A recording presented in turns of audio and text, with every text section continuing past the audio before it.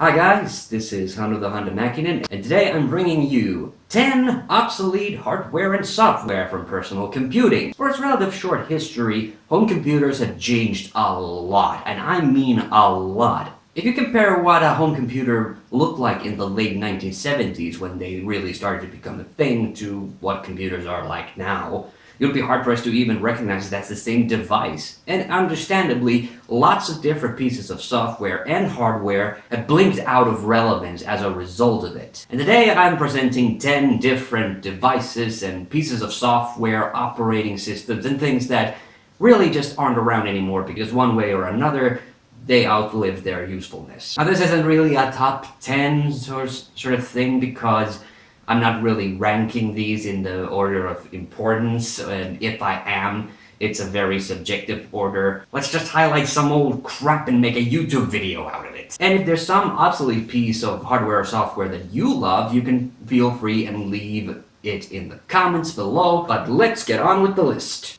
Now, number one, if we're gonna start anywhere, let's start with data cassettes. What would be a better way to store your important documents than fragile magnetic tape?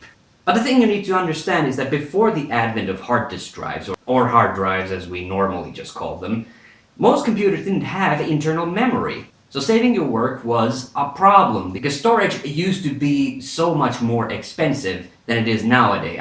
I mean, considering you can just buy a micro SD card with a 1 gigabyte of memory these days, it's hard to kind of appreciate the fact that your computer having even 64 kilobytes of internal memory was once considered kind of a big deal. And so data cassettes really kind of saved the day for home computing in the late 70s. Now there were obvious user problems with them, and they eventually did die out with the introduction of the floppy disks, which we'll get to in just a minute. But it's rather notable just how long data cassettes really lingered around. Some of them were still being used as late as the early 90s, although even by then they were considered really passé. A big part of it, of course, is that all the big computers of the 1980s used them. And I thought it would be kind of cute to start off with the data cassette. At number 2, it's joysticks as the standard controllers for computer games. Now it's understandable where this trend sort of originated from. I mean, the Atari 2600 was at one time the most sold video game console of all time.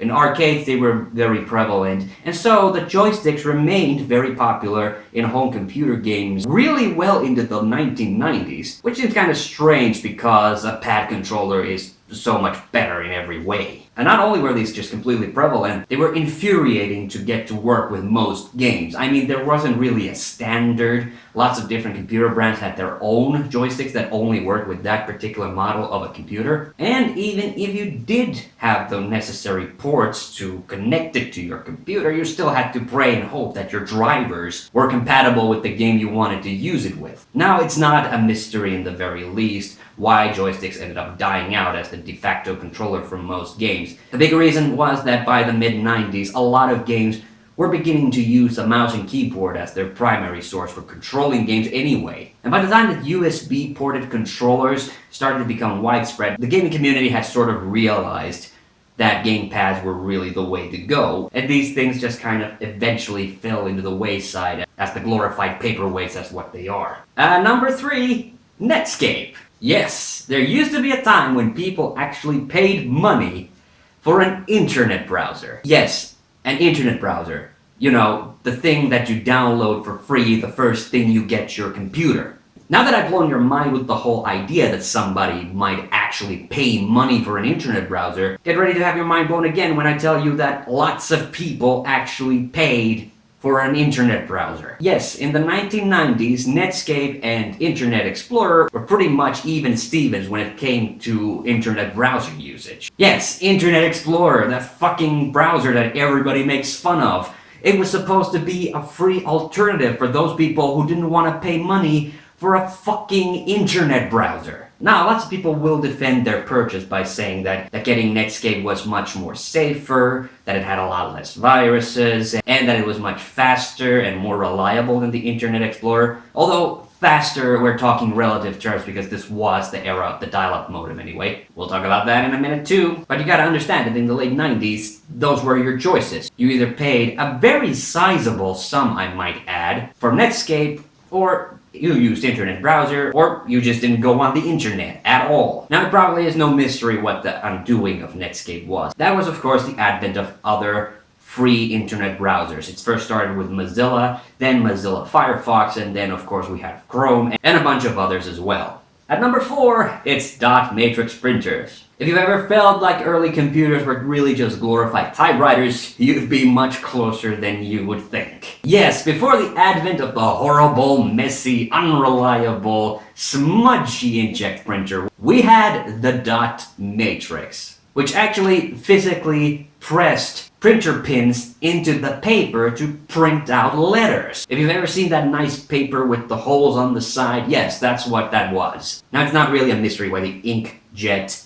printers eventually overtook the dot matrix printers. Dot matrix printers, for instance, couldn't really do color. How complicated the letters could be was really dependent on what kind of model it was, and they were noisy machines, of course, because they were physically printing out that paper. Number 5, MySpace. Yes, before Facebook took over as the king of all social media, MySpace was the top dog. I mean, every freaking body had a MySpace, and what I'm basically saying is, I had a MySpace. Now, to be fair, MySpace was really only the king while Facebook was still kind of growing. But it is notable how many people did actually use it a lot, and for various different purposes as well. Now, what I personally think eventually won the game for Facebook, besides the fact that their interface was much nicer, was the fact that Facebook is technically kind of more private, whereas with MySpace, your page was viewable to all people. And although MySpace had some nice features, such as a blog, the ubiquity of Facebook eventually just kind of won over, and MySpace numbers continued to dribble down ever since really 2010. Although after a brief period of inactivity, MySpace did eventually re-emerge, now primarily as a marketing tool for different bands, which is what it was kind of being used for anyway.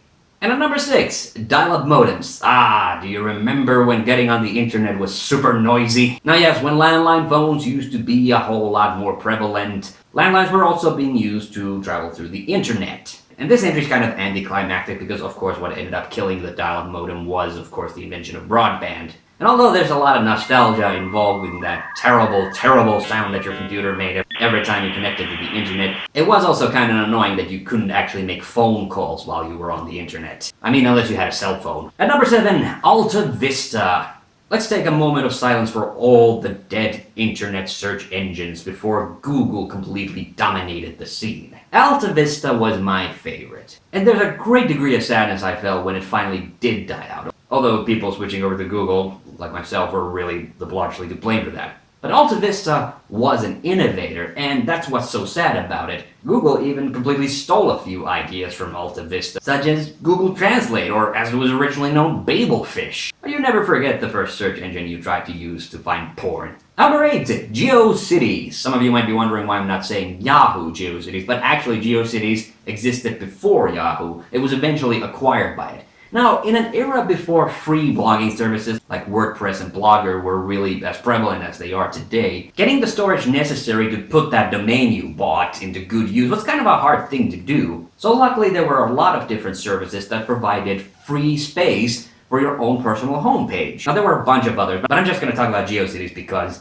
well, as you've already guessed, I had a Geocities page once. And I do have to be honest, Geocities was super useful and easy to use for the relative simplicity. Now yes, the homepage editor was a little slow to load, especially on that crappy dial-up modem that we had. But I loved it. It was really my first trial out at making homepages for the internet, and I even got a little crazy with it from time to time. I mean, I literally had 5 different homepages, that's what I'm trying to say. But sadly, yes, it became evident that some people's thoughts didn't really need more than a couple of sentences to get the point through, and as other writing-based websites were becoming more prevalent, Geocities and all these other free online hosting services just eventually started to die out. But interestingly, Geocities is still a thing in Japan, although it's mainly used by companies nowadays. Number 9, MS-DOS. Now, thank to the computer gods that we actually have graphical operating systems these days, because back in the day, this was all you were getting.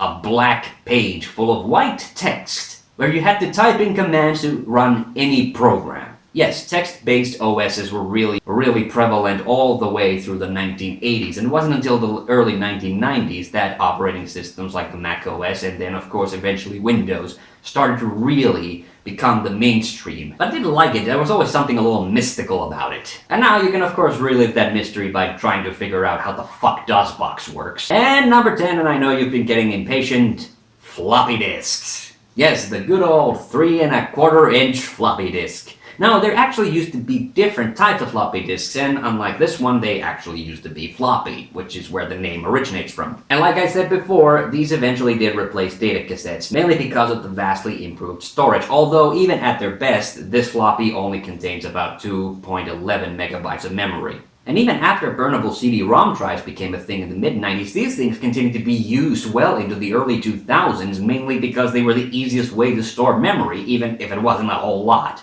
And it really took until USB memory disks and external hard drives started to become actually easy to use that these things finally outran their usefulness. And now, today, they only live in our hearts, in our memories, and in our save icons. So thank you for watching, I hope you enjoyed that. I'm TheHande and see you on the next one! And number 10, and I know you've been getting impatient, floppy disks. Yes, the good old-fashioned...